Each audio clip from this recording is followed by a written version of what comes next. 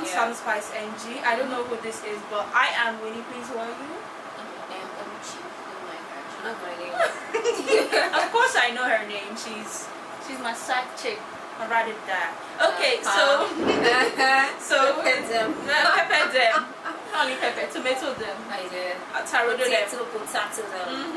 Okay, so this is our first edition of the chat room. And to warm our way into your hearts, we're going to be starting with the hashtag Evans. That's one of the trending topics. Yes, we're right now. We're starting with our trending topic, which is hashtag Evans. For those who do not know, Evans is in my own words, Evans can be defined as a collector of persons, of human beings. See, what she's trying to say is that Evans is a kidnapper. Collector of persons. Celebrity kidnapper, not just ordinary kidnapper. Yes. He's a celebrity kidnapper. He's a collector of persons. And right now online is a hashtag free Evans. Can you imagine that? Yeah. Like the story leading to this hashtag free Evans is actually quite simple. So Evans is a collector of persons, aka a kidnapper. Yes, I put in the aka kidnapper. So he has been kidnapping for years, for a while now, and finally justice caught up with him and he was arrested by the Nigerian police. His girlfriend. Yeah, thanks to his snitching girlfriend. Yeah. Snitches end up in ditches. Yeah, a death penalty because one of his victims, or a couple of his victims, were murdered, allegedly murdered. I don't have any evidence about such. I was not there. Please, I was not there. But then the truth is, well, from hearsay, I've actually found out that he has a number of gangs, people who actually do this same kind of thing that they do under him. He's like, I don't know, he's like the cartel, one man. Oh, he's like the kidnapper.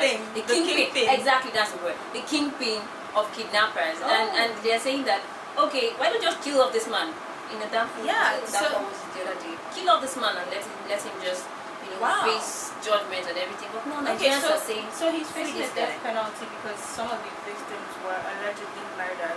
So Nigerians, as good-natured as we are, we decide to carry his matter on our head and roll with the hashtag free Evans tag, which does not make sense to me. Really, I don't think it makes sense. But if you think it's actually justified that hashtag free Evans actually should actually take reins, you could drop your comments below and let us know what you think. But I, for one, would think that this guy should actually face the penalty. Maybe not the death penalty, but let the victims actually, have a say. Let them say something about it. I am in support of the punishment for sin and for transgression or whatever. But it's cause and effect. It's for every action there is a reaction, an equal reaction. Okay. So I understand that he is sorry and he feels bad, probably just because he was caught. Remember that song? Yeah. So don't tell me you're sorry because you're not. He's not sorry. Calm down.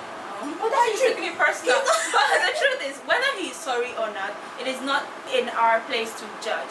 If his victims can come forward and plead on his behalf, why not? But if his own victims are refusing to speak up and they're in support of the death penalty, then let the judgment be between him. But remember, I think right now the issue has gone beyond the hands of the victim. It's now like Evans versus the states, like we see in those movies.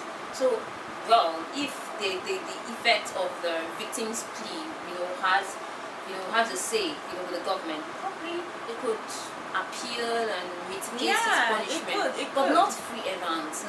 Even if you were if your brother, sister, uncle, aunt, if you were kidnapped, even you'll be calling for his head. For crying out loud, so please. But hey, everybody has their own opinion about this matter. I've spoken to a lot of people that feel drop your comments, free. But if you feel he should be free or shouldn't be free, please let us know in the comment box is below. Yes. Okay, so we are going to go for a quick break, after which we will be introducing our main topic for the day. See you in a bit. Yeah. Okay. So, welcome Welcome back. Welcome back. I love that word, welcome. Oh, just so before I forget, this is so unpatriotic of me. Baraka de Salah to all my Muslim brothers and sisters out there, and to the Christians, and to every other person, peace be unto you. There's always something to celebrate, and There's always celebrating something life, to celebrate. celebrating after Ramadan fast, right? Yeah. Baraka de Salah. Baraka de Salah. Baraka de Salah. Yeah, she tried. So Yeah. she tried. Yeah. Okay, so would you like to introduce us to the main topic? Yeah, still Oluchi on your chat room. Yeah, and the main topic of today, I'm sure every single Nigerian can relate to. I don't know if other Africans can relate to, but Yeah, every I think single it's a young general thing. Nigerian should be able to relate to this fact. I am Nigerian, but I cannot speak my language. I'm not saying you. Oh, that's the topic. I'm Nigerian, I am not but I do saying not speak my you, language. you know. I am Nigerian, but I do not speak Nigerian. I am African, but I do not speak African. Yeah. Yeah. Can you imagine this lady? A few days ago, like 2 days ago, was telling me she was Nigerian. You are borrowing our language. I mean, borrowing our Don't country. worry, we're borrowing. Oh. The country is borrowing me. I'm not borrowing it. The country Okay. is borrowing me. Well, just keep her out of the question. Okay. Whatever she says, just listen. She's not Okay. Nigerian. Okay, so basically the topic is I am Nigerian, but I cannot speak my language, and that is I don't know what she's saying, and that is basically my story, because I am Nigerian, but I do not speak any Nigerian language. I speak one. I am Igbo. Well, probably, maybe I am not as fluent, you know, when you start rapping in your language. Oh God, I love this. I love when they do that kind of thing. You know, maybe like these women meeting and they're just speaking, you're like, oh my God, oh my God. You should go for one of our family meetings there, where everybody's speaking Hausa and Yoruba and You so know, on, everybody Igbo, like, and you're just oh my confused. God. So I'm sure if we will relate to it. So if you have an experience or something, you can drop it down. Yeah, there. you can drop it You down there in Let the us know your comments. experience. But really, for me, I believe it's a stepwise process. I know I've seen so many young children that actually can't speak the language. Yeah. But then many youngsters, I'm sure even including you, might not be able to speak your language. So what do we do about it right now? What do we do about it? Okay, for me, I may not be able to speak the languages, but I understand 4 out of, according to my bestie Google, 521 Nigerian languages. I understand 4. Celebrity. Yeah, I'm that good. Please keep it. Okay, 4 so, languages. Yeah, I understand That's a 4 lot. languages. Hausa, Igbo, Yoruba, and of course my mom's language, which is Isako, all the way in Edo State, for those who do not know. Okay, so just one more thing. In the comment section below, I need you to guess what state I am from. There it is a prize, which would be announced at just our tell us next where she's from and episode. you get a prize. And you get something special from the chat room. Okay. Yep. So yeah, for me, I understand 4 languages, which is kind of a lot. Can you speak them? I cannot. That is my problem. That's the If issue. I try to speak, okay, it's just like when I said Baraka de Salah. If you hear a proper Hausa person say Baraka de Salah, it sounds different from what I just said. It's just like saying something like Meki Keso. That just sounded really funny, right? Because I tend to put a lot of English into my words. Yes, I tend to anglicize everything. So, hey, Exactly. it's not my fault. I grew up in a family where we were intertribal. So English was the base language for all of us. Me and my 2 brothers, we learned how to speak English before any other thing. They do not even know how to speak Pidgin English. And they rap Pidgin English fluently. If you can count that, that's choose why. and let it Well, really, I can also relate to what she's saying. Because, well, there are 6 of us in the family. Funny, yeah. But my parents speak Igbo to us, and we are like, Kebiaba, and I'm like, Mommy, I'm coming. Well, it happens to a number of us. But the thing is that over time, I took special, interest. It has to be a conscious effort to actually take interest in your language, and you begin to pick it up. You watch more of African Magic Igbo or African Magic Yoruba. Well, in my case, helps. In my case, it wasn't just the TV programs. I used to watch a lot of Kakaki as a child. Oh, so my love for Kakaki. Goge Africa. I used to watch a lot of cartoons and a lot of movies with our Nigerian indigenous languages. Yes, we had a few. We had a few. I still remember then when they would do voiceovers or voice replacements for Chinese movies, and you see a Chinese guy going on. I remember that. It was really funny. All of those things and it really did help. It really did help. But as I grew older, I realized I needed to understand my language more. I needed to embrace my Africanness more. I look African. I feel African. I exude Africa. You understand? Nigeria in this sense. Yes, of the Nigeria, word, okay? Africa, we are all one, okay?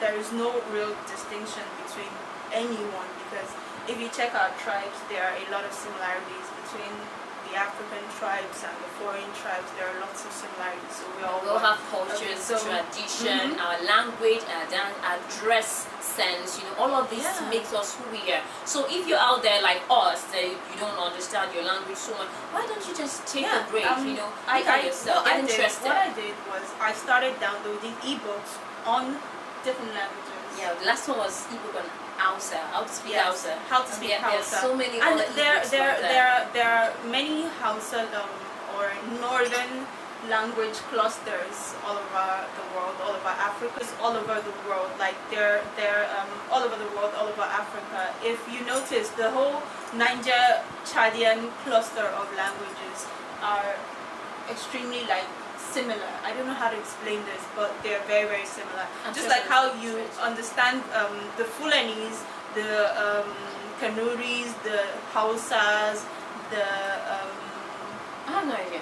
The Shua Arab, the languages are all very, very intertwined. You understand? Like we have the languages, the main languages and the dialects. Yeah, it's so something if like that. Someone from Abia State that you speak Igbo and Igbo State and Anambra State, somehow there are variations, but you can understand each other. Still understand. Yeah, so most of the ebooks were that I downloaded were focused on the Fulani version of the language, which is what is widely accepted, the Kano version of Hausa, which is what is widely accepted as the correct or the proper Hausa language. She's telling you all Fulani and Hausa, and tomorrow you now drop, okay, she's from where? Kano. Kanawanda. Okay. Josie, because she's not from there. She just loves Fulani. I don't understand. I'm not what going to tell you. I'm not going to tell you. Yeah, so Hausa nice. I know what they did to me. It's called Kanawanda, Kano magic. Exactly. It's difficult to she's so in love with the North. Okay, so the languages are easy to understand. The language structures are not so difficult. So when you download the ebooks, the videos that help you with pronunciation guides and all that, you have them in Igbo, you have them in Hausa.